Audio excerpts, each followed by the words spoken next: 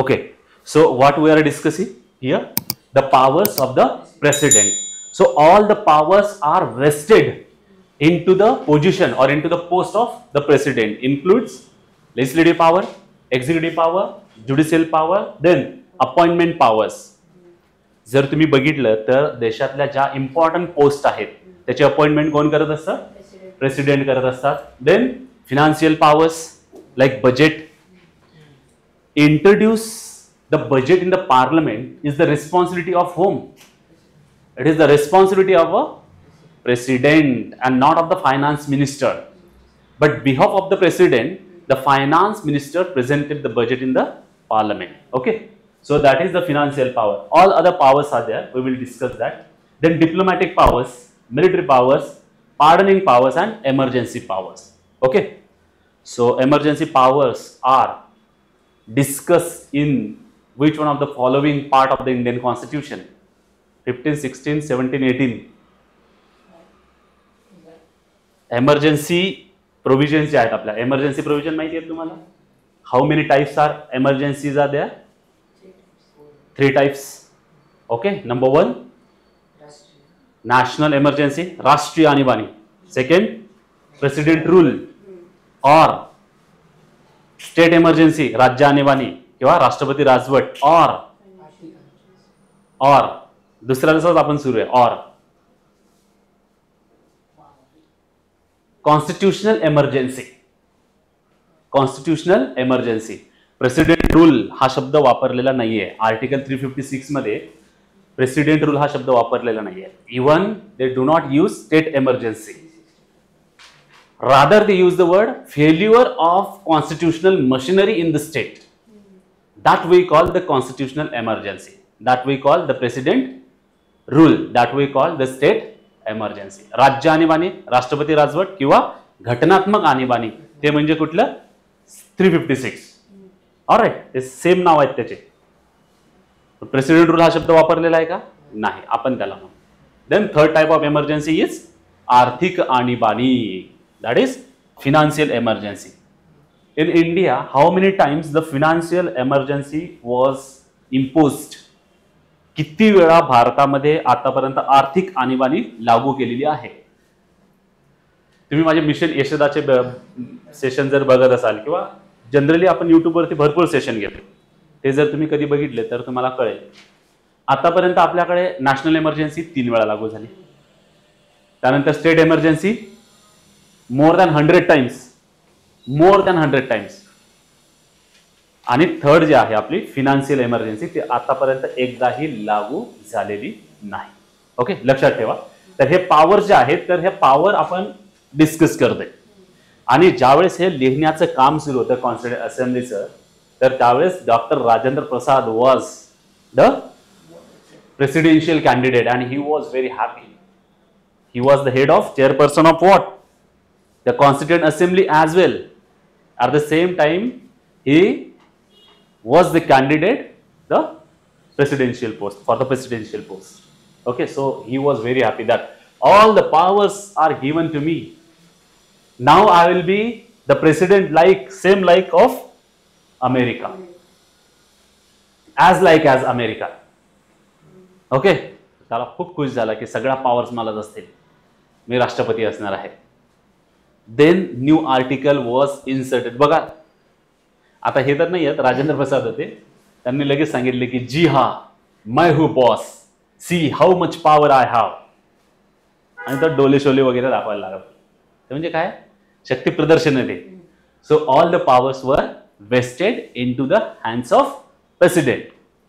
Even the government will run in the name of president. राज्याचा, देशाचा जो राज्यकारभार आहे तो कोणाच्या नावाने चालेल? राष्ट्रपतींच्या नावाने चालणार आहे. आणि राज्य, घटक राज्य असेल तर गव्हर्नरच्या नावाने चालेल. Very good. ते पॉइंट आपण बघणार आहोत, हळूहळू बघणार आहोत आपण. And then new article added, that was article 74. And it said that the president will act on the advice given by council of minister headed by prime minister. गेली सगळी हवा. डाउनफॉल त्याच्यावरून ते खूप नाराज झाले होते. सर ते कन्व्हेन्शनल होते ना कुठल्या? ऍक्च्युली की तसंच केलं पाहिजे आणि ते त्यांच्यावरती जे ऑब्लिगेशन आहे ते नंतर एक अमेंडमेंटने टाकलं ना इंदिरा गांधीच्या. कुठलं? ते एमर्जन्सीशी रिलेटेड आहे. नाही ते बाइंडिंग असणार आहे. कुठल्या नेचरमध्ये ते तसं बाइंडिंगच आहे, पण ते एक्सप्लिसिटली ते नंतर मेन्शन करण्यात आलेलं आहे. अगोदर ते माहिती होतं. कारण काय, ही सिस्टम ज्यावेळेस आपण बनवली तर त्यावेळेस आपण प्रेसिडेंट बद्दल बोलूयात. ओके, आपण जी काही सिस्टम ऍक्सेप्ट केलेली आहे that is parliamentary form of government. Okay, parliamentary form of government. आपल्याकडे ऑप्शन होता प्रेसिडेन्शियल फॉर्म जो आहे, प्रेसिडेन्शियल फॉर्म तो पण आपण ऍक्सेप्ट करू शकत होतो. But we have accept the parliamentary form of government that is संसदीय शासन प्रणाली. आपल्याकडे संसद आहे, संसदेनुसार चालते सगळं. ओके, आता ही पार्लमेंटरी फॉर्म ऑफ गव्हर्नमेंट जे आहे तर यामध्ये पर्टिक्युलरली 2 हेड असतात. हे सिस्टम कुठं आपल्याला बघायला मिळते? UK मध्ये. हा संसदीय शासन पद्धती. The strongest parliament in the world is of the United Kingdom. Okay, ब्रिटनचं जे काही संसद आहे तर that is strongest. A.V. Dicey, the political thinker, he said that the Parliament of England can do anything except to make a man to woman and woman to man. एवढी power त्यांच्याकडे आहे. का त्यांचं पार्लमेंट एवढं strong आहे? अलिखित आहे. Very good. Because their constitution is unwritten. बरोबर आहे. इफ म्हणजे अनरिटन म्हणजे काय? आपल्याकडे अनरिटन काही डॉक्युमेंट म्हणू शकतो का आपण, जे की कॉन्स्टिट्यूशनचा पार्ट नाही आहेत? त्यांच्याकडे पण लॉ आहे, आपल्याकडे पण लॉ आहे, पण आपल्याकडे फक्तच कॉन्स्टिट्यूशन नाहीये. कॉन्स्टिट्यूशनच्या व्यतिरिक्त पण अजून लॉ आहेत. कुठले कुठले लॉ आहेत? कुठले कुठले कायदे आहेत आपल्याकडे कॉन्स्टिट्यूशनच्या व्यतिरिक्त? कॉन्स्टिट्यूशन काय आहे? Supreme law. पण बाकीचे पण आहेत. IPC आहे, CRPC आहे, ह्युमन राईट्सशी रिलेटेड असतील, चाइल्ड लेबरशी रिलेटेड असतील. आता न्यायसंहिता आली आपली, ती वेगळी आहे. ऑफिशियल सिक्रेट ऍक्ट आहे, बरं, राईट टू इन्फॉर्मेशन ऍक्ट आहे. हे काय कायदेच आहेत. अनटचेबिलिटी ऍक्ट आहे, सिव्हिल प्रोटेक्शन ऍक्ट आहे, harassment of womens at the worker place तो ऍक्ट आहे. हे कायदेच आहेत ना. फक्त कॉन्स्टिट्यूशनला आपण काय म्हटलं, हा सर्वोच्च कायदा आहे. It is a supreme law and no law is above the supreme law, constitution. The supreme law we call is constitution, whereas in the case of the Germany, the supreme law or constitution is known as, Germany मध्ये त्यांच्या कॉन्स्टिट्यूशनला काय म्हणतात? Basic law. मी तुम्हाला सुरुवातीलाच दिलं होतं लिहून, म्हणजे तुम्ही थोडंसं रिव्हिजन वरती फोकस करा असं मला तुम्हाला सांगायचं आहे. ऑलराईट. सो बेसिक लॉ म्हणजे तुम्ही जर हे एक्झाम्पल जर लिहिलेत तर तुम्हाला त्याचा खूप फायदा होईल, ते पण मला तुम्हाला सांगायचं आहे. Alright. So parliamentary form of गव्हर्नमेंटमध्ये 2 हेड असतात. जर तुम्ही युकेचं एक्झाम्पल, जर अगोदर युकेचं एक्झाम्पल बघा, की एक असतो हेड ऑफ द स्टेट, आणि दुसरं जे आहे तर head of government. Head of the state and head of government. ठीक आहे, हे डायग्राम काढायला सुरुवात करा.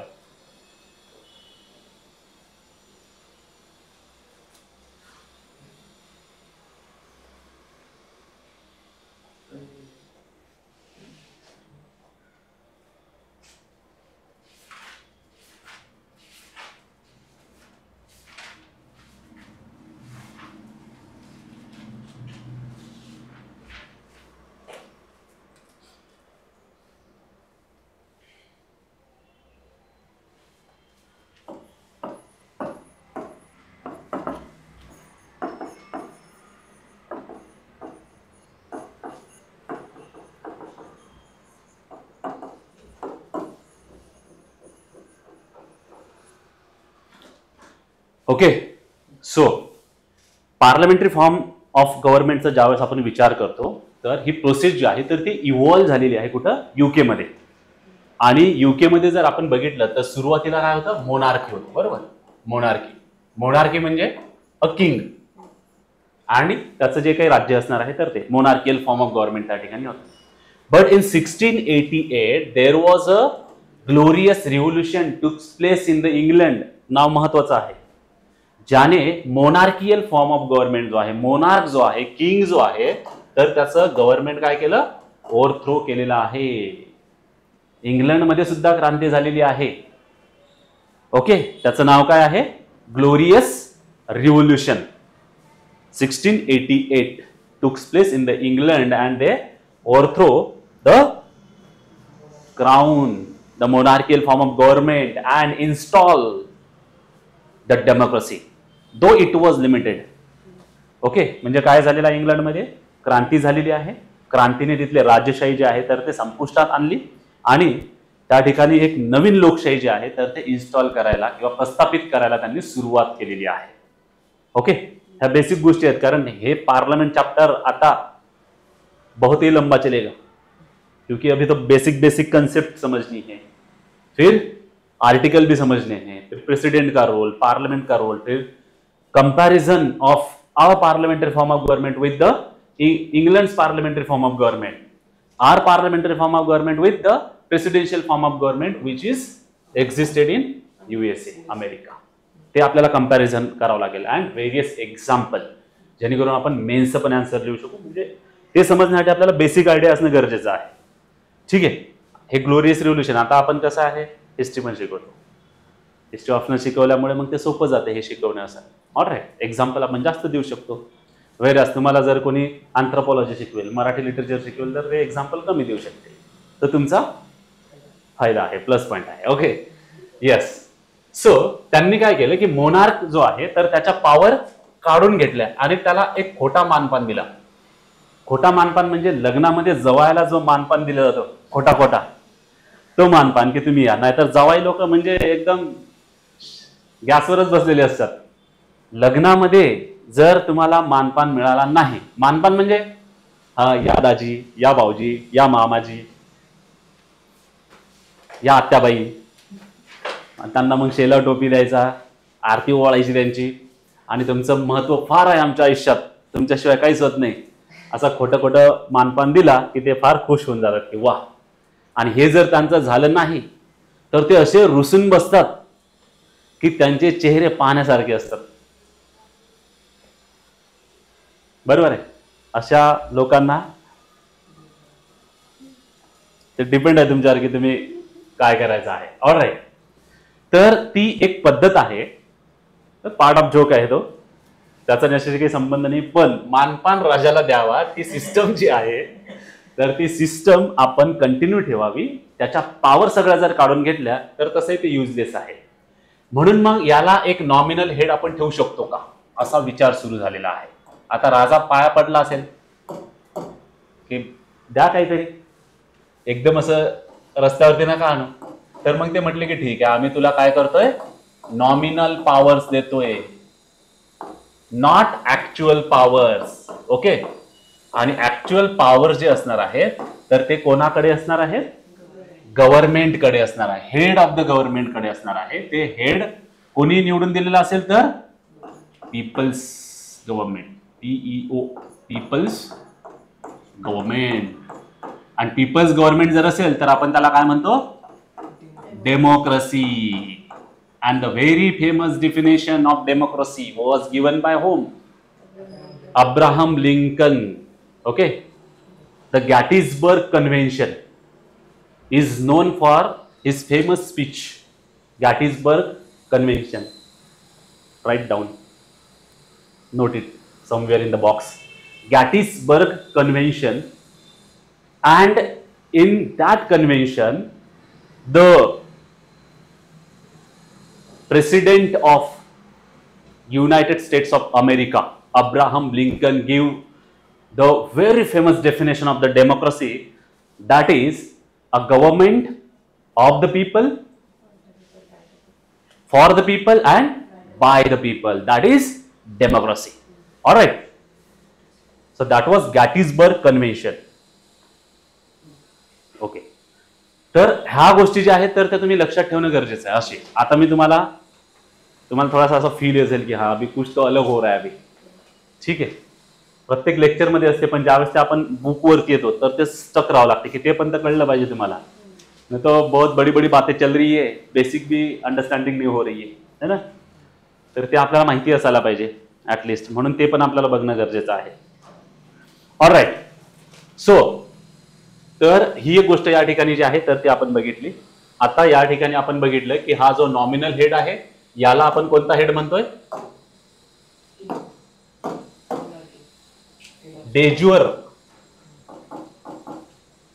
डेज्युअर, डेज्युअर हेड म्हणजे हा काय नॉमिनल आहे. ऍक्च्युअल कोण असणार आहे तर या देशामध्ये आता कोण असणार आहे? Prime minister. प्राईम मिनिस्टर हा कोणता हेड असणार आहे आता? D facto. Very good, D facto. D facto म्हणजे ऍक्च्युअल हेड. हा, बाय फॅक्ट ऍक्च्युअल हेड. तो सगळं गव्हर्नमेंट जे आहे ऍक्च्युअली तो रन करेल, but in the name of president or head of the state. आता आपण बघितलेलं आहे, लास्ट लेक्चरमध्ये पण बघितलं की युकेच्या केसमध्ये जो हेड ऑफ द स्टेट आहे तो कोण आहे? किंग आहे. तो इलेक्टेड आहे का? नाही. The head of the state is the king in the UK, but he is not elected king, and that is why there is no republican state or republicanism in the UK. What is the meaning of republican state? Republican term suggests that, very good, the head of the state is elected by the people, no matter directly elected or indirectly elected. ठीक आहे, कळते तुम्हाला? मागच्या गोष्टी आता तुम्हाला recall होत असतील. म्हणून हे जे आपल्या एका लेक्चरमध्ये आपण ज्या हॉचपॉच गोष्टी बघत असतो, मी तुम्हाला सांगत असतो की हे एवढे समजून घ्या, आता समजून घ्या, तसं लिंक कुठं लावू नका, कारण पुढे पुढे जसे आपण टॉपिक डिस्कस करतो तशा त्या लिंकेजेस तुम्हाला कळतात. ऑलराईट, सो ही एक गोष्ट लक्षात आली आता तुमच्या. मग आता इंडियाच्या केसमध्ये आपण बघतो की आपल्याकडे चॉईसेस होते. चॉईसेस काय होते नेक्स्ट बघूयात आपण. आता कॉन्स्टिट्युएंट असेंब्लीचं एक डिस्कशन झालं की आपण पार्लमेंटरी फॉर्म ऑफ गव्हर्नमेंट म्हणजे संसदीय शासन पद्धती स्वीकारायला पाहिजे का, आणि स्वीकारले तर का? Parliamentary system.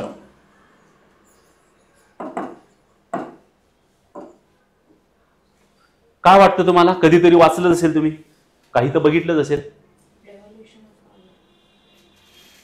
ओके, आपण ते पण समजू शकतो.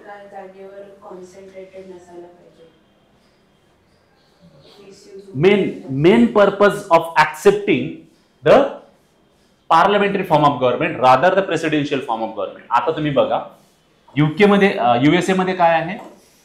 युएसए मध्ये रिव्होल्यूशन कधी झालेलं आहे?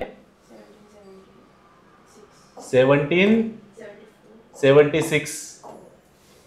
ओके, 1776 अमेरिकन रिव्होल्यूशन चेन होती. पण त्यामध्ये पण त्यांनी काय केलं? इंग्लंडचं जे गव्हर्नमेंट जे कॉलनीज मध्ये 13 कॉलनीज मध्ये होतं त्यांनी ते ओव्हरथ्रो केलेलं आहे. It was the overthrow by the England's people against the England government in USA. माहिती आहे ना तुम्हाला? 13 कॉलनी ज्या आहेत, 13 वसाहती ज्या आहेत, इंग्लंडने कुठं स्थापन केल्या होत्या? अमेरिकेमध्ये. पहिला कोण व्यक्ती होता? कोलंबस गेला, त्यानंतर अमेरिगो गेला, आणि त्यांनी तो शोध लावला. आता लोक निघाले तिकडे. ज्यावेळेस आपण वर्ल्ड हिस्ट्री सुरुवात करू नंतर ते तुम्हाला कळेल की इंग्लंडमध्येच, इंग्लंड आपल्याला असं वाटत असेल की modern democracy, bill of rights 1215 मध्येच त्यांनी दिले, 1215 मध्ये बिल ऑफ राईट्स दिले की ये लो भाई अपने फंडामेंटल राईट्स, जी लो अपनी जिंदगी. पण ब्रिटन जे आहे आतापर्यंतचं जर आपण बघितलं तर व्हेरी रुथलेस कंट्री, निर्दयी लोक होते. त्यांनी औद्योगिक क्रांती ज्यावेळेस झाली, हे रिव्होल्यूशन ज्यावेळेस झालं, तिथून पुढे त्यांनी आपल्याच लोकांवरती एवढे अन्याय केलेले आहेत की त्यांच्या अगेन्स्ट जर कोणी लढत असेल, म्हणजे तुम्हाला जर असं वाटत असेल की फक्त त्यांनी भारतीयांवरती किंवा जिथे जिथे त्यांच्या कॉलनीज आहेत त्यांच्यावरती अन्याय केलेला आहे, असं नाही. जसं आपल्याकडे डायर येतो, ओडवायर येतो, लोकांना बेशूट मारतो, जालियनवाला बाग हत्याकांड, बरोबर, 13 एप्रिल 1919. तर आपल्याला असं वाटतं की किती निर्दयी लोक आहेत हे, पण ते फक्त त्यांचा अप्रोच आपल्याबद्दलच नाहीये, त्यांचा हा अप्रोच तिथल्या लोकांबद्दल पण आहे. त्यांनी असे रुथलेस ऍक्टिव्हिटीज केलेल्या आहेत की जर त्यांच्या अगेन्स्ट, गव्हर्नमेंटच्या अगेन्स्ट जर कोणी बोललं, कोणी आवाज उठवला, कोणी रिव्होल्ट केला, तर त्यांना ते डायरेक्ट संपवायचे. ही त्यांची मेंटॅलिटी होती. त्यांना एनी हाऊ प्रॉफिट पाहिजे, एनी हाऊ त्यांना त्यांचं गव्हर्नमेंट जे आहे ते टिकवायचं आहे. ठीक आहे, तर ह्या गोष्टी आपण बघतो. मग आता युएसए मध्ये ते तिथे जे कंटाळलेले लोक होते, तिथे त्यांच्यावरची जे अन्याय होत होता, तर हे लोक आता कुठे गेले? युएसए मध्ये गेले. तिथं 13 वसाहतीमध्ये ते राहायला लागले आणि over the period of time ते त्या गव्हर्नमेंटला कंटाळले. एक पिढी, 2 पिढी, 3री पिढी, आणि मग त्या लोकांनी ठरवलं की अभि खतम, tata bye bye, we are not अभि Britain's people, we are Americans. आणि मग त्यांनी ते रिव्होल्ट केलेलं आहे. म्हणजे ब्रिटनच्याच लोकांनी ब्रिटनच्याच गव्हर्नमेंटच्या विरुद्ध केलेला तो ओन गव्हर्नमेंटच्या अगेन्स्ट ज्या वेळेस आपण रिव्होल्ट करतो त्याला रिव्होल्युशन म्हणत असतो आपण. म्हणजे इंडियाच्या केसमध्ये असं रिव्होल्युशन झालेलं नाहीये, कारण ते फॉरेन कंट्रीच्या अगेन्स्ट मध्ये आहे. आणि इट वॉज ग्रॅज्युअल प्रोसेस. ते असं झालं नाही 1, 10, 20 वर्षामध्ये. It takens a century. बरोबर आहे? ठीक आहे, चला. तर युएसए मध्ये आता काय आहे, तर त्यांनी प्रेसिडेन्शियल फॉर्म ऑफ गव्हर्नमेंट जे आहे, राष्ट्रपती शासन प्रणाली, प्रेसिडेन्शियल फॉर्म ऑफ गव्हर्नमेंट जे आहे त्यांनी ते ऍक्सेप्ट केलं. आता यामध्ये त्यांनी काय सांगितलं की एक असतं हेड ऑफ द स्टेट आणि दुसरं जे आहे हेड ऑफ द गव्हर्नमेंट. हा एकच व्यक्ती असायला पाहिजे आणि तो कोण असणार? प्रेसिडेंट असणार, जेणेकरून तो पॉवरफुल डिसिजन घेऊ शकेल. President. So he is the de facto and de jure. He is the actual and nominal. He is the head of the state. He is the head of government. Okay, तोच आहे सर्वे सर्वा. आता ही एक system आहे. आणि आपल्याकडे जर बघितलं तर आपल्याकडे हेड आहेत, बरोबर. एक आहे हेड ऑफ द स्टेट आणि एक आहे head of the government. Head of the state जो आहे तो इनडायरेक्टली निवडलेला असतो, दॅट इज प्रेसिडेंट. म्हणजे पार्लमेंटरी फॉर्म ऑफ गव्हर्नमेंटचं, संसदीय शासन प्रणालीचं एक वैशिष्ट्य हे पण आहे की संसदीय शासन प्रणालीमध्ये 2 प्रमुख असतात, एक राज्याचा प्रमुख आणि एक शासनाचा प्रमुख. बरोबर आहे. आणि हा कोण असणार आहे? आपला प्राईम मिनिस्टर असणार आहे. हे सिस्टम आले तुमच्या लक्षात. आता नेक्स्ट डायग्राम, प्रेसिडेंट सुरू व्हायच्या अगोदर. आता हे थोडंसं स्लाइटली आपण मेन्सच्या संदर्भात, म्हणजे तुमच्या आयडियाज ज्या आहेत, म्हणजे मला तुम्हाला एक वर्ड सांगायचं आहे, रिस्पॉन्सिबल गव्हर्नमेंट. ते रिस्पॉन्सिबल गव्हर्नमेंट काय आहे ते आपल्याला बघायचं आहे. That's it.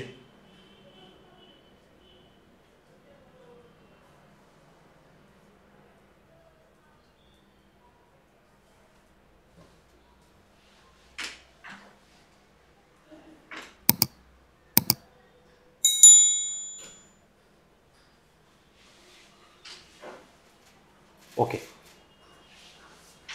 ठीक आहे. आता इथपर्यंत ओके आहे. आता आपण बघूयात की ज्यावेळेस आपण पॉलिटिकल स्ट्रक्चर किंवा पॉलिटिकल डिस्कशन करतो तर त्यावेळेस आपल्याकडे पार्लमेंट आहे, बरोबर. पार्लमेंट, आपल्या पार्लमेंटला आपण काय म्हणतो? संसद म्हणतो. ठीक आहे. युकेच्या पार्लमेंटला काय म्हणतो? सॉरी, युएसएच्या पार्लमेंटला आपण काय म्हणतो? काँग्रेस म्हणतो. काँग्रेस आपण म्हणू सगळ्यांना. ठीक आहे. आता पार्लमेंटमध्ये काय काय आहे? लेजिस्लेचर. याला आपण काय म्हणतो? कायदेमंडळ. ओके. आणि दुसरं काय आहे? एक्झिक्युटिव्ह. हे काँग्रेसचा पार्ट जो आहे तर तो थोडासा आपण नंतर डिस्कस करूयात आपण. एक आहे आपल्याकडे लेजिस्लेचर आणि एक आहे आपल्याकडे एक्झिक्युटिव्ह. पार्लमेंट मध्ये 2 हाऊसेस असतात, बरोबर. एक आहे लोकसभा, दुसरे आहे राज्यसभा. हेच दोन्ही काय आहेत? लेजिस्लेचर आहेत. या दोघांचंच काय असतं? एक्झिक्युटिव्ह. म्हणजे लोकसभेतून जर तुम्ही निवडून आले नाही पण तुमच्या पॉलिटिकल पार्टीची मेजॉरिटी असेल तर मग त्या व्यक्तीला याचा पार्ट बनवायचा. एक्झिक्युटिव्ह म्हणजे काय? Council of minister. यालाच काय म्हणतो आपण? गव्हर्नमेंट. बरोबर आहे की नाही? आता यांच्यासाठी वेगळ्या सेपरेट निवडणुका होतात का? आपण बघितलं का? मंत्र्याची निवडणूक आहे in the name of prime minister. ती चुकीची पद्धत आहे आपल्याकडे. That is not the election method of parliamentary form of government. That method is used in the presidential form of government, की एक आयकॉनिक चेहरा आणायचा आणि त्या आयकॉनिक चेहरा प्रेझेंट करून इलेक्शन घ्यायच्या आणि मग त्या व्यक्तीला निवडून देतील. ते USA मध्ये आहे, कारण तोच हेड ऑफ द गव्हर्नमेंट आहे, तोच हेड ऑफ द स्टेट आहे, तो सर्व आहे. ठीक आहे. ते व्हाईट हाऊस म्हणजे आपण नंतर डिस्कस करणार. म्हणजे हिरोईक जे इलेक्शन मेथड जी आहे की एका व्यक्तीचा चेहरा पुढे आणायचा आणि मग त्याला निवडून द्यायचं. पण आपल्या केसमध्ये तसं नाहीये. आपल्याकडे कॉन्स्टिट्युएन्सीज आहेत आणि कॉन्स्टिट्युएन्सीज तिकडे पण आहेत, पण आपल्याकडच्या ज्या कॉन्स्टिट्युएन्सीज आहेत तर त्या प्रत्येक कॉन्स्टिट्युएन्सी मधून एक मेंबर निवडून दिला जातो. आपल्याला त्याला मतदान करायचं असतं ना, की अगोदरच प्राईम मिनिस्टर कॅन्डिडेट ठरवणे ही चुकीची पद्धत सुरू झालेली आहे. तुम्ही प्राईम मिनिस्टरला वोट करता का? तुम्ही एका व्यक्तीला वोट करणार आहेत का सगळ्या देशातल्या कॉन्स्टिट्युएन्सी? नाही. तुमच्या कॉन्स्टिट्युएन्सीमध्ये जो कॅन्डिडेट योग्य असेल त्या कॅन्डिडेटला तुम्ही मतदान करणं गरजेचं आहे. बरोबर आहे, जो चांगला असेल तो. मग आता काय व्हायला लागलं, अगोदरच आपला प्राईम मिनिस्टर कॅन्डिडेटचा चेहरा पुढे आणायला लागले, नरेंद्र मोदीजी. मग नरेंद्र मोदीजी कोणत्याही कॉन्स्टिट्युएन्सीमध्ये असू द्या, आपण मात्र आपल्या कॉन्स्टिट्युएन्सीमध्ये त्यांच्या नावाने एका थर्ड व्यक्तीला जे आहे मतदान करतो आणि ही पद्धत चुकीची आहे. कारण अशाने काय होऊ शकतं की कोणतेही लोक जे आहेत तर ते निवडून, म्हणजे मोदीजी चांगले असतील, राहुल गांधी चांगला असेल, केजरीवाल चांगला असेल, पण त्या कॉन्स्टिट्युएन्सी मधला माणूस व्यक्ती जो निवडणूक लढत आहे तो योग्य आहे की अयोग्य आहे. ते वेव जे म्हणतो ना, मोदी लाट आलेली आहे, त्या लाटेमध्ये मग सगळेच कोणी पण आता तुम्ही बघा हे होतंय. आणि अशा लोकांना इलेक्ट होतात त्या नावाने की नंतर त्यांची लायकी पण नाही तेवढी. पण ती सिस्टम जी आहे ती मे बी चुकीची पण असू शकते. बरोबर आहे, इन द नेम ऑफ तुम्ही तसं नाही करायला पाहिजे. मग PM कोण असतो? त्या पॉलिटिकल पार्टीचा लीडर असतो, ज्या पॉलिटिकल पार्टीला मेजॉरिटी भेटते. आणि मेजॉरिटी ही नंतर भेटते, पहिले इलेक्शन होतात. ओके, तर हा पार्ट जो आहे यांच्यासाठी कुठल्याही निवडणुका होत नाही. निवडणुका कशासाठी होतात? याच्यासाठी होतात. निवडणुका कशासाठी होतात? लोकसभेसाठी होतात. ठीक आहे, लोकसभेसाठी. लोकसभेमध्ये ज्याला मेजॉरिटी भेटेल, मेजॉरिटी म्हणजे काय? 50% of the total seats plus 1, majority म्हणतो आपण त्याला, अर्ध्यापेक्षा जास्त. हे लेजिस्लेचर आहे. आता या लेजिस्लेचरमध्ये म्हणजे या लोकसभेच्या निवडणुकांमध्ये आणि राज्यांचं मिळून हे राज्यसभा बनत असते. ठीक आहे, पहिले याचा विचार करा की लोकसभेच्या निवडणुका झाल्या आणि आता त्यांना सेंट्रलमध्ये मेजॉरिटी मिळाली, म्हणजे जास्त मतं मिळाले. आता ते काय करतील? गव्हर्नमेंट फॉर्म करतील. बरोबर आहे, सरकार तेच स्थापन करतील ना, मंत्री तेच होणार ज्यांचं बहुमत आहे. अपोजिशन पार्टीचे मंत्री असतात का? की नाही राहुल गांधीला जाऊ द्या, आपण फायनान्स मिनिस्टर बनवूया, असं काय होणार आहे का? बीजेपी नाही करणार. किंवा काँग्रेस जर आली तर ते म्हणणार नाही की चला आपण नरेंद्र मोदी यांना फॉरेन मिनिस्टर बनवूया, असं काही होणार आहे का? नाही, तसं काहीही होत नसते. पॉइंट लक्षात घ्या.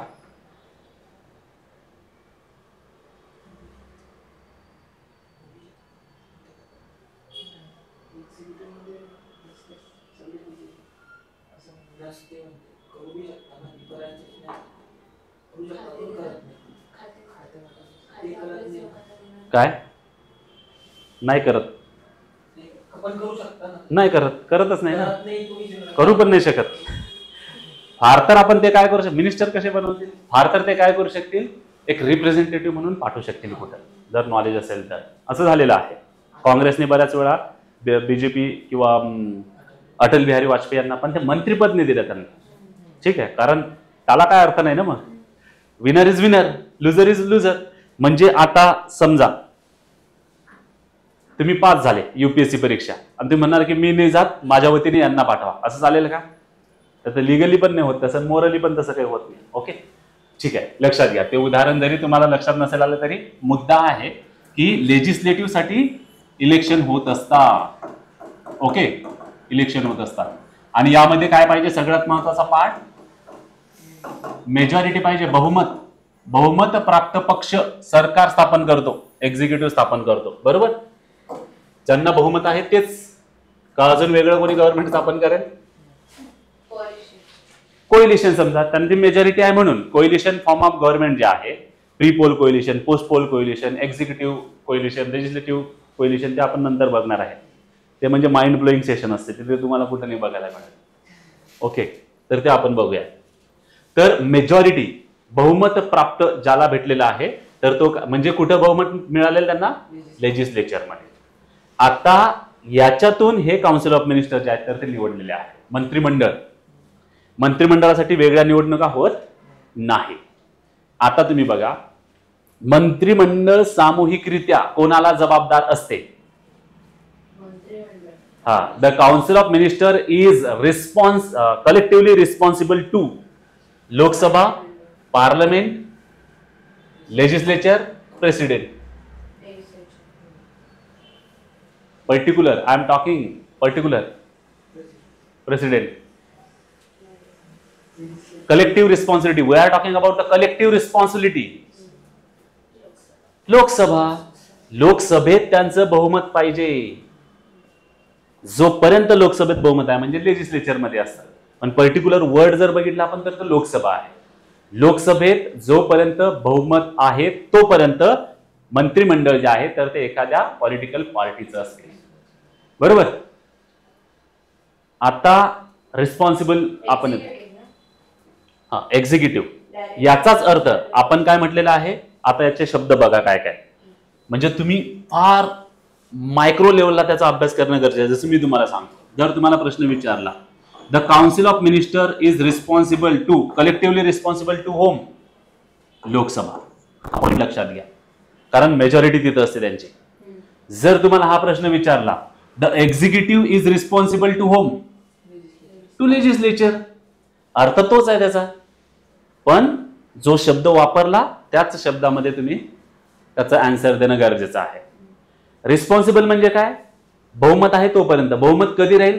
जोपर्यंत हे चांगल्या पॉलिसी इम्प्लिमेंट करतील तोपर्यंत, देशासाठी चांगल्या पॉलिसी घेतील, चांगले निर्णय घेतील देशासाठी, आपण असं म्हणायचं. ओके, ते बॅकएंड ते बऱ्यापैकी गोष्टी त्याच्यात न गेलेलेच आपण. बरं, हा, आता मात्र आपण थोडंसं थेअरी शिकूयात. देश हिताचे कामं असतील, देशाच्या सुरक्षेचे चांगले कामं करत असतील, लोककल्याणकारी राज्यासाठी ते प्रयत्नशील असतील, आणि जर देशाच्या विरुद्ध देशविघातक कृत्य त्यांनी केलं, मोठ्या प्रमाणामध्ये जर करप्शन केलं असेल, मोठ्या प्रमाणामध्ये जर डेमोक्रेसी सोडून डिक्टेटरशिपकडे येत असेल, तर मात्र त्या विरुद्ध पार्लमेंटमध्ये म्हणजे लोकसभेमध्ये अपोजिशनकडे एक पॉवर आहे. ती म्हणजे कुठली? No confidence motion. No confidence motion. No confidence motion हा प्रस्ताव जो आहे, अविश्वास प्रस्ताव जो आहे, कोण मांडत असतो? कोण मांडतं? कोण मांडतं? कोण इंट्रोड्यूस करतं? कुठे नाही, opposition. Okay, opposition party. Opposition हे इंट्रोड्यूस कुठं करतं? लोकसभेमध्ये. कारण लोकसभेत का? कारण लोकसभेत त्यांची मेजॉरिटी असते.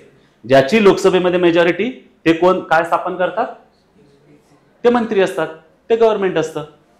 नो कॉन्फिडन्स मोशन ऑपोजिशनने जरी मांडलं तरी लोकसभेमध्ये मेजॉरिटी तर त्यांची आहे ना, ज्याचं गव्हर्नमेंट. हा, कारण गव्हर्नमेंट आता ट्रेंड कसा सुरू आहे, नेहमीचा ट्रेंड असा आहे की ऍब्सोल्यूट मेजॉरिटी गव्हर्नमेंटला भेटत नाही.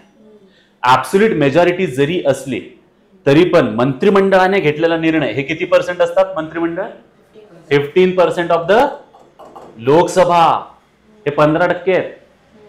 यांचेच निर्णय कधी कधी त्यांच्याच लोकांना आवडू शकत नाही. समजा मी असेल से फॉर एक्झाम्पल, आणि मी मोठ्या लेवलला मॅसिव्ह करप्शन करत आहे, तर तुम्ही जरी मंत्री असले तरी तुम्ही मला सपोर्ट करणार का? प्रॅक्टिकल सोडून द्या, नाही करणार. तुम्हाला तुमच्या देशाची चिंता आहे, तुम्हाला इथल्या देशाच्या डेमोक्रेसीची चिंता आहे. तुम्ही तुमच्याच लोकांच्या अगेन्स्टमध्ये जाऊ शकता. फक्त तुम्ही एखाद्या पॉलिटिकल पार्टीतून बिलॉंग केलेले आहात म्हणून तुम्ही त्या पॉलिटिकल पार्टीच्या अगेन्स्ट जाऊ शकत नाही, असा रूल मात्र एका लेवल नंतर नाही लागू होणार. तुम्ही जाऊ शकता.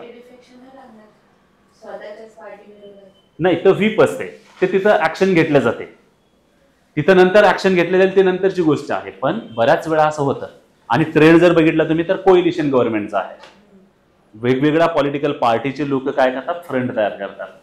ते लोक बाजूला होऊ शकतात जरी यांची मेजॉरिटी असेल गव्हर्नमेंटची, तरी पण नो कॉन्फिडन्स मोशन जर अपोजिशनने मांडला तर कोइलिशन मध्ये लोक फुटून तिकडे जाऊ शकतात आणि असं बऱ्याच वेळा होऊ शकतं. आय थिंक 2009ची ती केस आहे,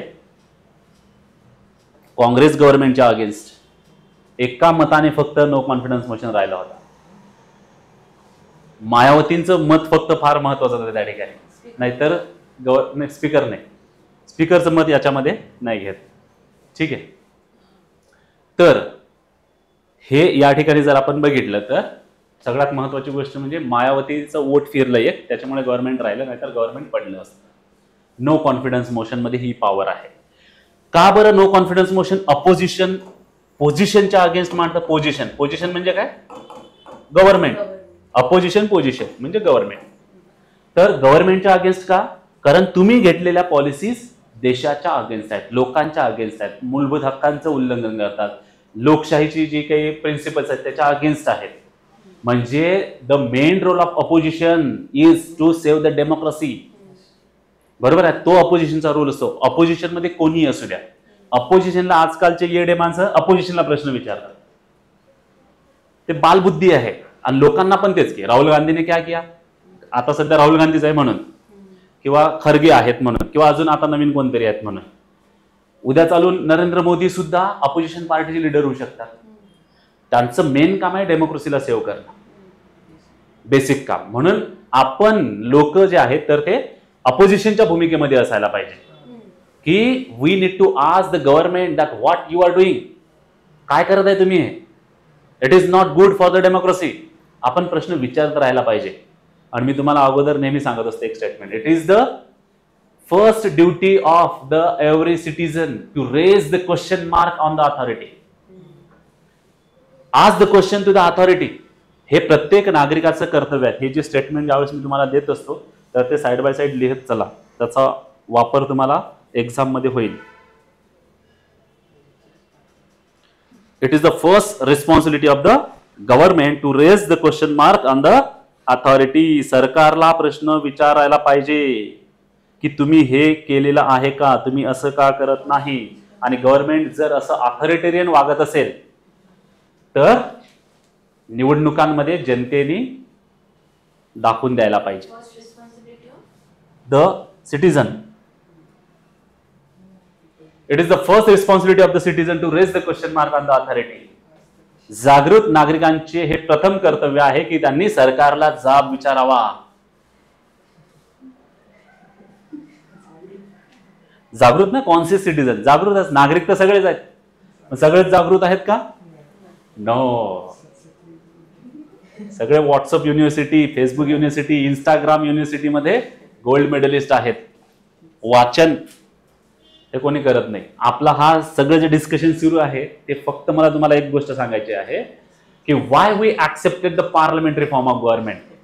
द रिस्पॉन्सिबल गव्हर्नमेंट हा शब्द तुम्हाला नाही कळणार, त्याच्यासाठी हे सगळं सुरू आहे.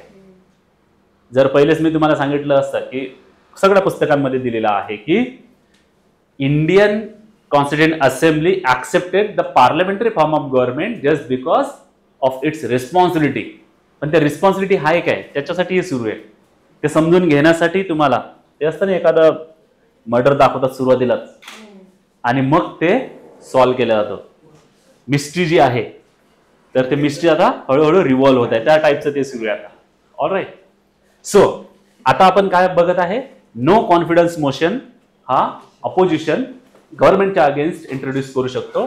आणि या ठिकाणी जर नो कॉन्फिडन्स मोशन जर पास झाला तर कोणाला रिझाईन करावं लागतं? Government has to resign. गव्हर्नमेंटला रिझाईन करावं लागतं. सगळं मंत्रिमंडळ बरखास्त. अविश्वास ठराव जर पारित झाला तर मंत्रिमंडळाला आपला राजीनामा द्यावा लागतो. क्लिअर? याचा अर्थ काय आहे? आता खूप केअरफुली लक्ष द्या. याचा अर्थ असा आहे की गव्हर्नमेंटने जबाबदारीने, इकडे लक्ष द्या, गव्हर्नमेंटने जबाबदारीने आपले कर्तव्य पार पाडावे, आपल्या जबाबदाऱ्या पार पाडाव्यात. आणि जर पार पाडल्या नाहीत तर त्यांच्या विरुद्ध अविश्वास प्रस्ताव मांडला जातो आणि यांना रिझाईन करायला सांगतात, राजीनामा द्यायला सांगतात. याचा अर्थ असा आहे की आपलं एक्झिक्युटिव्ह कोणाला जबाबदार आहे? लेजिस्लेचरला जबाबदार आहे. जबाबदार आहे ना. जर जबाबदारीने काम केलं नाही तर रिझाईन करावं लागेल तुम्हाला. बरोबर आहे. कोणती मेजॉरिटी लागते नो कॉन्फिडन्स मोशन? एकदम ऍब्सोल्यूट मेजॉरिटी. ऍब्सोल्यूट ते पुढे 50% + 1 ते पुढे दाखवू आपण. इफेक्टिव्ह मेजॉरिटीचे प्रकार जे असणार आहे त्याच्यामध्ये काय असतं की तुम्हाला फक्त बहुमत काढायचं असतं. त्यांचं बहुमत काढायचं असते. बहुमत म्हणजे काय? मेजॉरिटी. म्हणजे जेवढे 50% + 1 ही से फॉर एक्झाम्पल आता आपल्याकडे 500 जागा असतील. याच्यामध्ये आपल्याला जर सरकार स्थापन करायचं असेल तर 251 जागा पाहिजे. समजा गव्हर्नमेंटकडे 260 जागा आहेत. यांच्या किती जागा निघाल्या पाहिजे? नो कॉन्फिडन्स मोशन मधून काय असतं? इकडचे लोक सुद्धा इकडे येऊ शकतात. मग इकडचे लोक 10 लोक जर इकडे आले तर हे टोटल इकडे अपोजिशन जर सगळे एकत्र आले तर हे झाले 260. आता हे किती झाले? समजा 240. मेजॉरिटी कोण झाला? तर इथं अपोजिशन. हे येतील आता गव्हर्नमेंटमध्ये, हे जातील आता अपोजिशन मध्ये. सरकार बदलतं म्हणजे त्यांना राजीनामा द्यावा लागतो. That is the power of no confidence motion. अपोजिशनकडे ही महत्वाची पॉवर आहे की सत्तेला ते रिस्पॉन्सिबल बनवतात. शासन राज्यकारभार चांगला चालावा, योग्य हेतूने चालावा, त्यासाठी ते गव्हर्नमेंटला प्रश्न विचारत असतात आणि अशा प्रश्नांद्वारे ते गव्हर्नमेंटवरती कंट्रोल करत असतात. आपण असं म्हणू शकतो का की एक्झिक्युटिव्ह जे आहे आपल्याकडचं, ज्याच्यासाठी सेपरेट इलेक्शन नाही आहेत, जे कशातून आलेले आहेत? कायदेमंडळातूनच आलेले आहेत, त्यांनी राज्यकारभार व्यवस्थित करावा. नाहीतर यांना राजीनामा द्यावा लागेल. परत लेजिस्लेचरमध्ये ते जातील. मेजॉरिटी बघितली जाईल कोणाची आहे आणि ज्यांची मेजॉरिटी त्यांना गव्हर्नमेंट स्थापन करावं लागेल. आणि हे वाईस वर्षा चालत असतं. ठीक आहे. असं किती वेळा गव्हर्नमेंट 2000 आणि ते त्या काळामध्ये बघा तुम्ही 10 आणि 5 दिवसाचं गव्हर्नमेंट राहिलेलं आहे नो कॉन्फिडन्स मोशनमुळे. अटल बिहारी वाजपेयी तर कितीतरी वेळा पडले आणि फ्रंटमुळे ते तसं झालेलं आहे. ठीक आहे. मग आता हा पॉइंट जो आहे या ठिकाणी आपण पार्लमेंटरी फॉर्म ऑफ गव्हर्नमेंट स्वीकारण्याचं एक महत्वाचं कारण हे आहे की our executive is responsible to our legislature. म्हणजे यांनी केलेल्या प्रत्येक निर्णय, यांनी घेतलेला प्रत्येक निर्णय, यांनी केलेली प्रत्येक कृती ही कायदेमंडळाला जबाबदार असते आणि ते जर जबाबदारीने वागले नाही तर त्यांना राजीनामा द्यावा लागतो. म्हणून रिस्पॉन्सिबल गव्हर्नमेंट की कायद्याने वागा. कायद्याने वागू नका म्हटलं तर मग आपण कशी वागू शकतो? ठीक आहे. अथॉरिटेरियन होऊ शकतो. आता तुम्ही युएसएचं एक्झाम्पल बघा. युएसए मध्ये काय आहे? आता त्या ठिकाणी लेजिस्लेचर आहे. ठीक आहे. लेजिस्लेचर आहे, त्यांच्याकडे पण एक्झिक्युटिव्ह आहे आणि त्यांच्याकडे पण ज्युडिशियरी आहे. ठीक आहे. जे की कंप्लीट बायफर्केट करते या ठिकाणी. कंप्लीट त्याला आपण म्हणतो सेपरेशन ऑफ पॉवर. जसं की इंडियाच्या केसमध्ये सेपरेशन ऑफ पॉवर आपण एका लेक्चरमध्ये बघितलं होतं. पहिला आर्टिकल 1चे एक्झाम्पल किंवा त्याचं अनालिसिस बघत असताना यांच्यामध्ये असं क्लिअर कट बायफर्केशन आहे. म्हणजे याच्यासाठी वेगळ्या निवडणुका होतात, सेपरेट इलेक्शन होतं यांच्यासाठी. सेपरेट इलेक्शन यांच्यासाठी पण सेपरेट इलेक्शन होतात, यांच्यासाठी पण सेपरेट इलेक्शन होतात. इंडियाच्या केसमध्ये सेपरेट इलेक्शन होतात का? समजा इंडिया आपण इंडिया या ठिकाणी काय आपलं लेजिस्लेचर, इथं आपल्या निवडणुका होतात. बरोबर. दुसरी यामध्ये ज्यांना मेजॉरिटी आहे ते एक्झिक्युटिव्ह मध्ये जातात आणि मग आपली आहे ज्युडिशियरी. ठीक आहे. याच्यासाठी मतदान होते का? एक्झिक्युटिव्ह मध्ये कोण असतं? Council of minister headed by prime minister. यांच्यासाठी निवडणुका होतात का? नाही. The executive or this council of minister are derived from legislature. There is no separate election. तुम्ही बघा या डायग्राम मध्ये आणि या डायग्राम मध्ये फरक आहे. दिसते का? हे बघा आपल्या इंडियाची केस इथं मी सांगतो तुम्हाला. लेजिस्लेचर, त्यातून आले आपले एक्झिक्युटिव्ह, आणि मग आहे ज्युडिशियरी. यांच्याकडे कसं आहे, legislature, executive, judiciary. There is a complete separation of the powers. आपल्याकडे पण कम्प्लीट सेपरेशन आहे, पण आपण जर विचार केला आपल्या एक्झिक्युटिव्हचा तर ते लेजिस्लेटिव्ह मधूनच येत असतात. यांच्याकडे सेपरेट इलेक्शन आहे, आपल्याकडे सेपरेट इलेक्शन नाहीये. लेजिस्लेचरसाठी फक्त इलेक्शन आहे, एक्झिक्युटिव्हसाठी इलेक्शन नाहीये. कळतं तुम्हाला? आपण आता युएसएच्या केसमध्ये येऊया.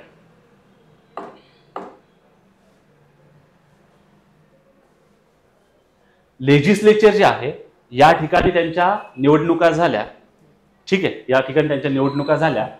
मग त्यांच्याकडे पण अप्पर हाऊस असेल, लोअर हाऊस असेल. सिनेट अप्पर हाऊस आहे त्यांचं, हाऊस ऑफ रिप्रेझेंटेटिव्ह म्हणजे त्यांचं लोअर हाऊस जे आहे तर ते, ठीक आहे. काय आहे या ठिकाणी? सिनेट. सिनेट म्हणजे काय? त्यांचा राज्यसभा. आणि house of representative, house of representative म्हणजे त्यांचं काय आहे? लोअर हाऊस म्हणजे लोकसभा असं कन्सिडर करा. ओके, लोकसभा. आणि हे सिनेट जे आहे तर त्यांचं काय आहे? राज्यसभा. ठीक आहे, ऑलराईट. यांच्यासाठी निवडणुका होतात, ते नॉमिनेट केले जातात. नॉमिनेट केले जातात तुम्हाला माहिती आहे तिकडे राज्यसभेमध्ये नॉमिनेट केले जातात. किती मेंबर? 100. एका 100 येतात ना, 50 × 2 हे नॉमिनेटेड आहे. पण त्यांचं मिळून काय झालेलं आता? त्यांचं लेजिस्लेचर झालेलं आहे.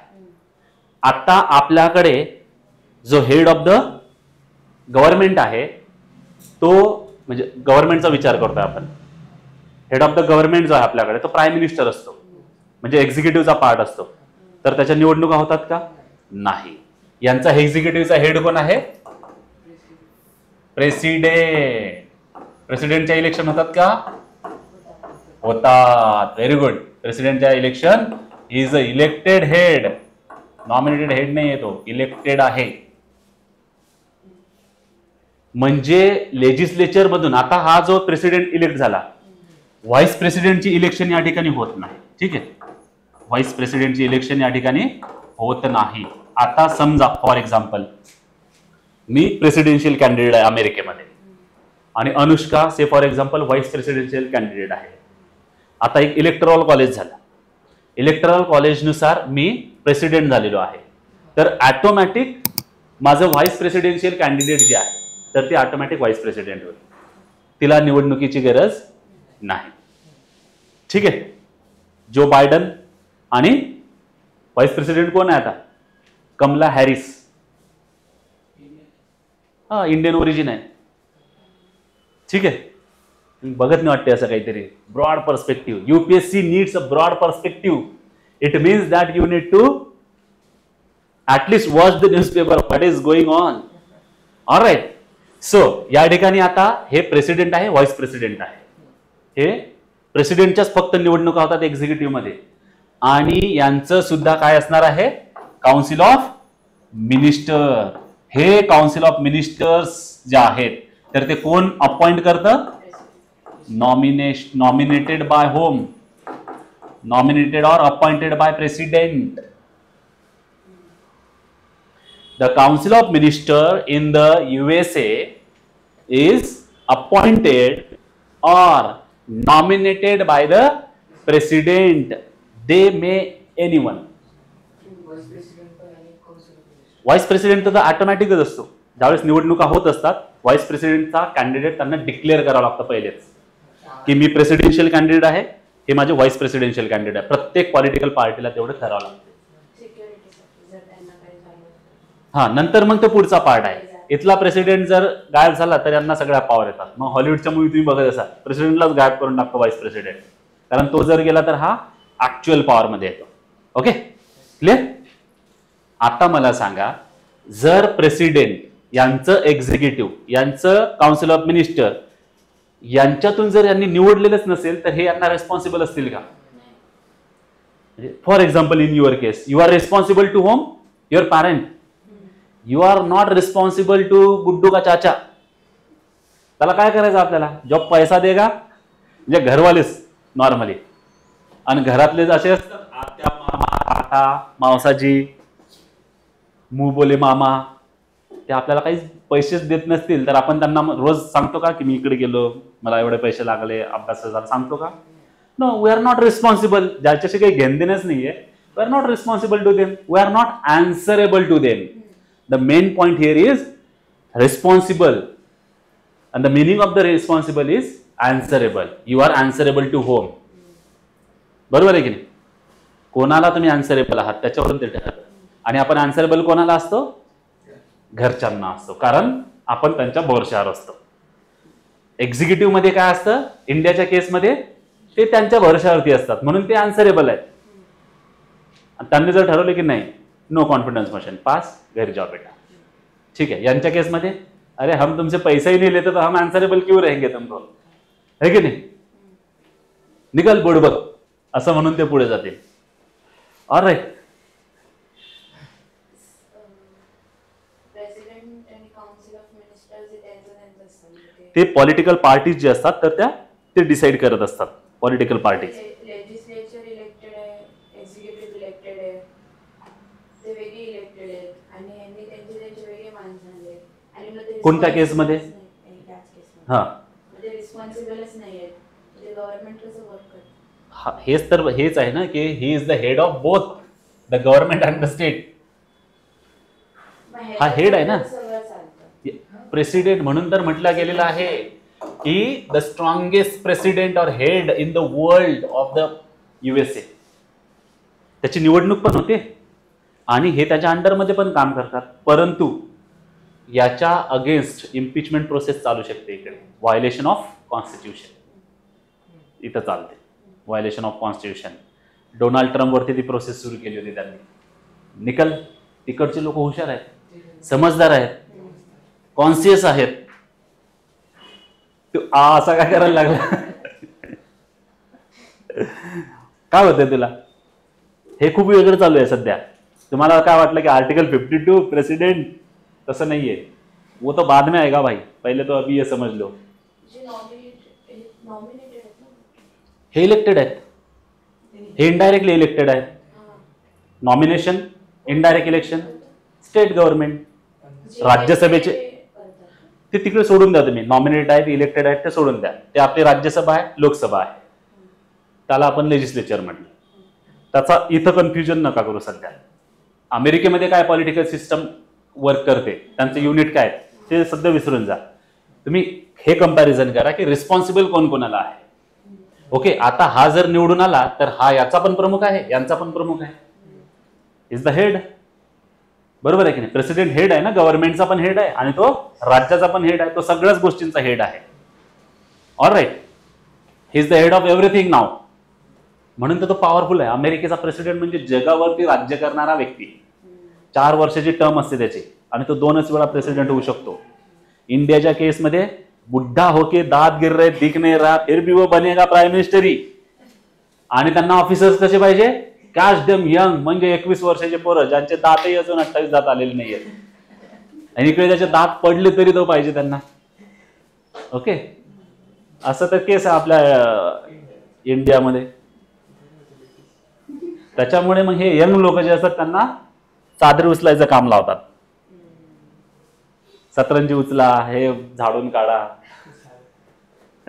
ओके, झाडू पोछा करा, इकडे पाण्याच्या बाटल आणा. हे पण म्हणतात आले दादा, आले भाऊ, आले काका, अण्णा. ऑलराईट, चल. अर्थ काय आपला? एक्झिक्युटिव्ह जे असणार आहे स्पेसिफिक, त्याच्या निवडणुका होतात म्हणून ते आन्सरेबल नाही आहेत लेजिस्लेचरला. आणि हे जे काउन्सिल ऑफ मिनिस्टर आहेत ते कोणीही असू शकतात. उद्या चालून जर मला कॉल आला पण मी त्यासाठी अमेरिकन सिटीजन पाहिजे फॉर एक्झाम्पल, कोणी असू शकतात.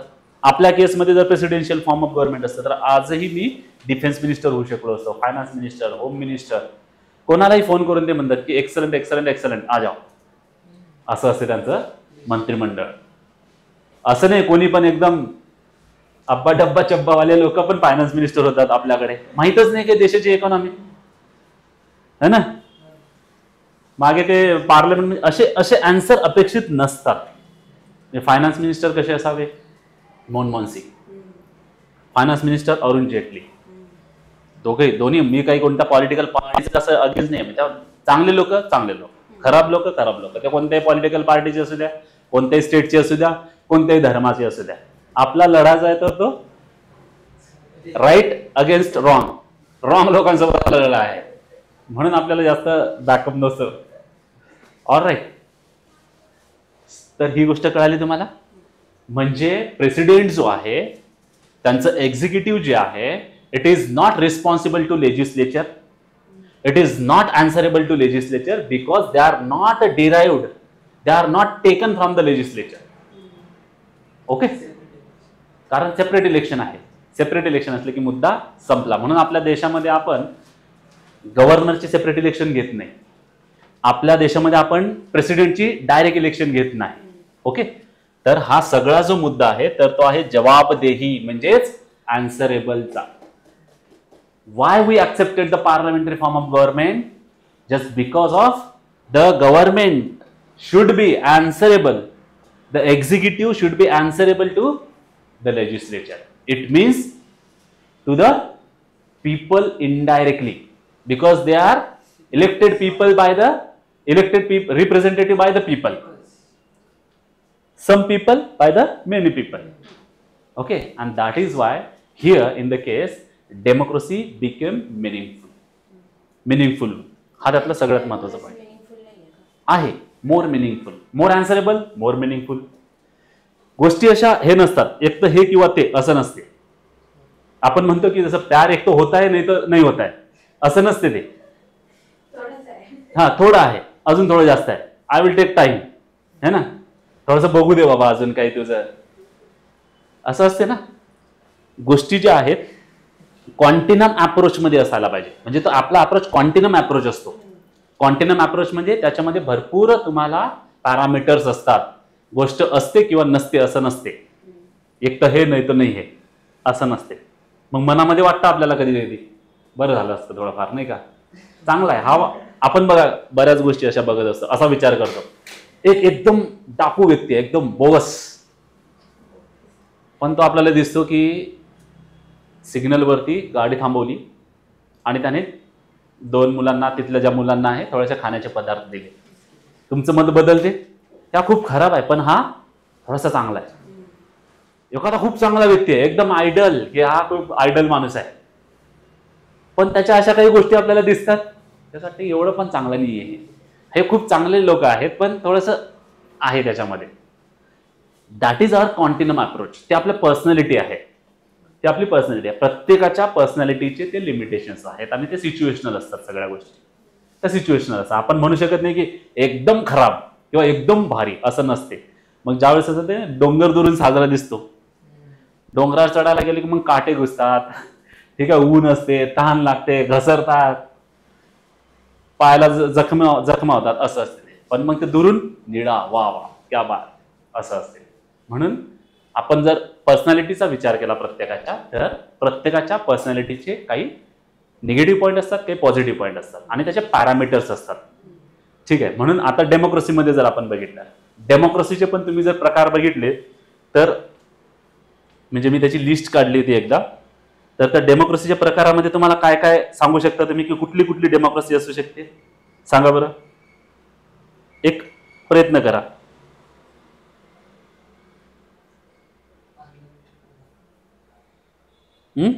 Parliamentary democracy, okay. अजून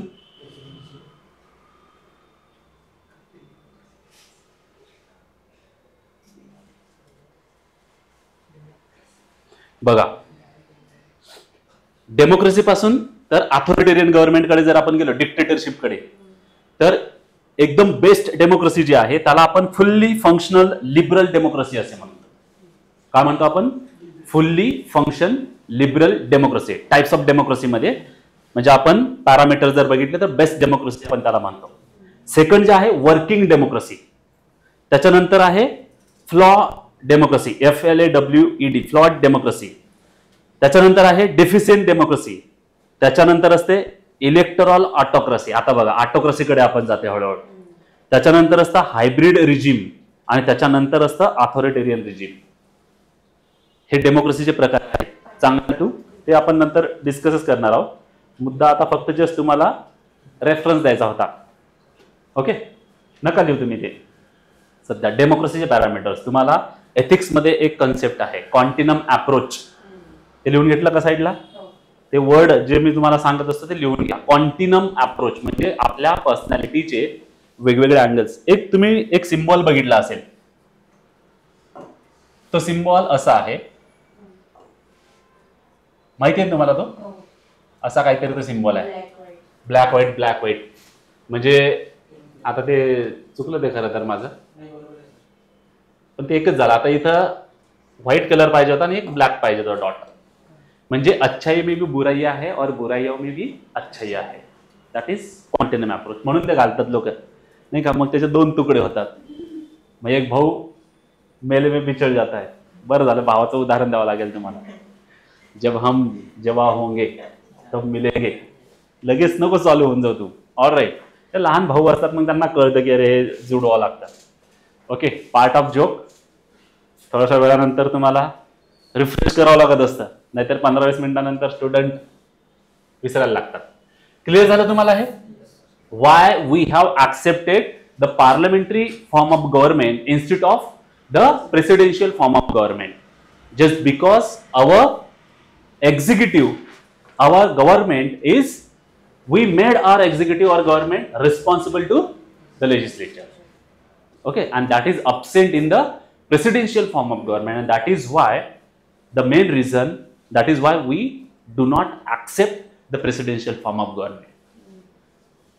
आणि जर ती ऍक्सेप्ट करण्याची वेळ आलेली आहे का, तर ती वेळ आलेली नाहीये, because we are doing well in the parliamentary form of government. Okay, there should be a responsible government always if we are living in the democratic nation. ठीक.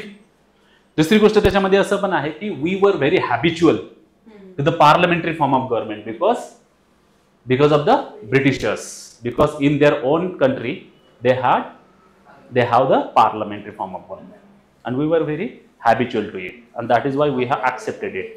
आपण पण तेच केलेलं आहे. But we do not accept as it is because in the UK their prime minister, ते बघितलं का आपण? UK मध्ये त्यांचा जो मोनार्क आहे, their prime minister, मोनार्क तर आपण बघितलं, instead of monarch we have taken president. Okay, instead of their monarchical form of democracy we have accepted republican form of democracy. monarchy versus republic, राजशाही versus प्रजासत्ताक, गणराज्य. भारत हे गणराज्य राज्य आहे, बरोबर? गणराज्य आहे, प्रजासत्ताक राज्य आहे. ठीक आहे, ते राजेशाही असलेलं डेमोक्रेसी नाहीये. ठीक आहे, हा एक पॉइंट आपण बघितला. ऍज इट इज घेतलं का आपण? नाही. सेकंड पार्ट, सेकंड मध्ये असं आहे की the prime minister of United Kingdom is taken only from their lower house and not the upper house. हा पॉइंट लक्षात येतं का तुमच्या? आता आपण प्राईम मिनिस्टरियल कॅन्डिडेट बघूया. ठीक आहे, प्राईम मिनिस्टर. आपल्याकडे जो प्राईम मिनिस्टर आहे, तर तो आपण लोकसभेमध्ये ज्या मेजॉरिटी पार्टीचा लीडर असतो, तर तो पीएम होतो. बरोबर? बरोबर आहे ना? समजा आता बीजेपी जिंकली, तर प्राईम मिनिस्टर कोण असणार?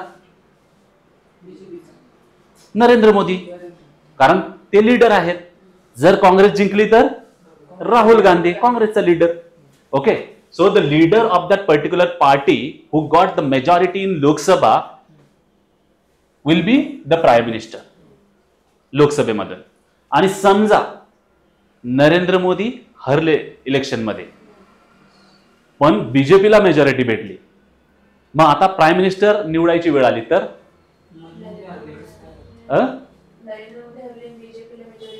ऑब्विसली नरेंद्र मोदी काही 500 जागांवरती थोडी एकटेच लढतात,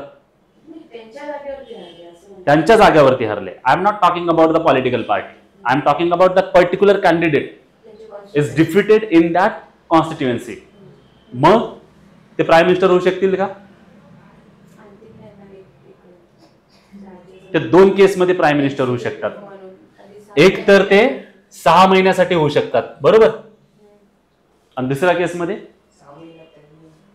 6 महिन्यात त्यांनी, बरोबर? Yes, you are on the correct track. Case आठवा मी तुम्हाला अशा केसेस, ममता बॅनर्जी केस, त्यांनी काय केलं होतं, ठरलं होतं, मग ते दुसऱ्या कॉन्स्टिट्युएन्सी मधून ते तिकडे गेलं. आता तुम्ही इथं राज्यसभेचा विचार नाही करत आहे. आपला प्राईम मिनिस्टर कॅन्डिडेट जो आहे तो एक तर लोकसभेचा पण असू शकतो किंवा राज्यसभेचा पण असू शकतो. एवढंच नाही तर काउन्सिल ऑफ मिनिस्टर सुद्धा तसेच असतात. जे इम्पॉर्टंट लोक असतात, जे लोकसभेमध्ये हारतात, त्यांना राज्यसभेमधून निवडून देतो आपण आणि ते राज्यसभेचे मेंबर बनतात आणि मग ते इकडे येतात. बरोबर आहे, सेम गोष्ट आहे. म्हणजे ते लोकसभेत जरी हरले तर नरेंद्र मोदी राज्यसभेतून एक जागा वॅकंट करतील, त्या जागेवरती इलेक्शन लढवायची गरज नाही. स्टेट त्यांना म्हणते की जा राज्यसभेवरती. असे भरपूर प्राईम मिनिस्टर झालेले आहेत. मनमोहन सिंग हे राज्यसभेचेच मेंबर असायचे. ठीक आहे, Manmohan Singh prime minister. Alright, हे आपल्याकडे चालतं. लोकसभेचा पण मेंबर नाही, राज्यसभेचा पण मेंबर नाही, तर ते 6 महिन्यासाठी प्राईम मिनिस्टर होऊ शकतात किंवा मंत्री होऊ शकतात. पण 6 महिन्याच्या आतमध्ये त्यांनी एक तर लोकसभेमधून निवडून यावं किंवा राज्यसभेमधून त्यांचं अपॉइंटमेंट व्हावं, मग कंटिन्यू राहते. जसं आपल्याकडे सीएम उद्धव ठाकरे, त्यांनी काही निवडणुका थोडी लढवल्या होत्या. त्यांनी ते पहिले 6 महिन्यासाठी आले, मग विधान परिषदेचे त्यांनी मेंबरशिप घेतली आणि मग ते सीएम राहिले 2.5 वर्ष आणि मग नंतर पुढं फुल गेम झाला, राडा झाला महाराष्ट्राच्या पूर्ण राजकारणामध्ये. ऑलराईट, विशालने आन्सर दिलं, yes by Rajya Sabha, very good. थोडी आणि विशाल एकदम चालू आहे त्यांचा अभ्यास तिकडे. ऑलराईट, आता या ठिकाणी जर आपण एक्झाम्पल बघितलं युकेचं, युके मध्ये सुद्धा काय आहे, हाऊस ऑफ लॉर्ड आहे. हाऊस ऑफ लॉर्ड्स आणि house of Commons. Very good, house of Commons. House of Commons, हा, त्यांचं जे पार्लमेंट आहे ते ज्या प्लेसवरती आहे तर ते वेस्टमिन्स्टर आहे, म्हणून त्याला वेस्टमिन्स्टरियल फॉर्म ऑफ गव्हर्नमेंट असं सुद्धा म्हणतात. ठीक आहे, ठीक आहे. आता हे बघा, हाऊस ऑफ लॉर्ड जे आहेत तर ते झाली त्यांची राज्यसभा, हाऊस ऑफ कॉमन्स जे आहेत ते त्यांची लोकसभा. या ठिकाणी मात्र जो प्राईम मिनिस्टर कॅन्डिडेट असणार आहे, कोणत्या केसमध्ये आपण बघतोय, युकेच्या केसमध्ये, he must be only from the house of commons. Only हा शब्द लक्षात घ्या, only from house of commons and not from the house of lords. Comparative study सुरू आहे आता आपला हा.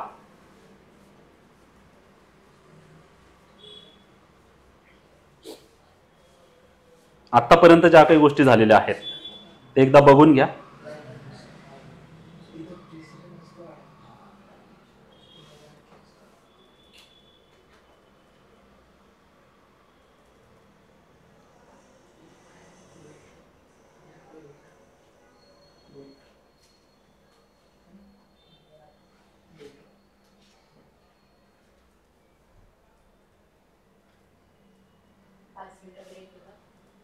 नाही, बघून घ्या.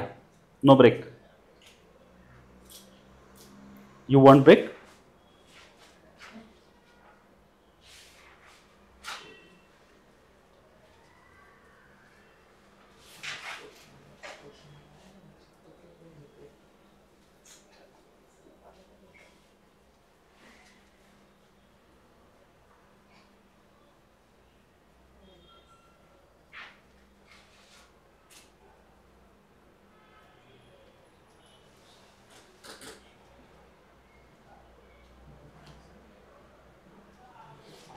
ओके, सो ही एक गोष्ट लक्षात आली.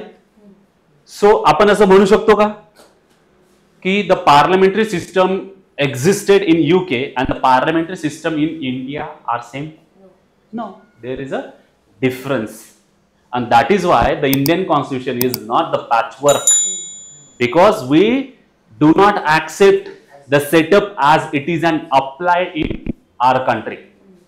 We have accepted the principle, modified it as per the urges and aspirations of the people, and we made a setup like that, and that is why our features are very unique in sense, and hence we can say that Indian constitution is not a borrowed constitution. Indian constitution is not the patchwork.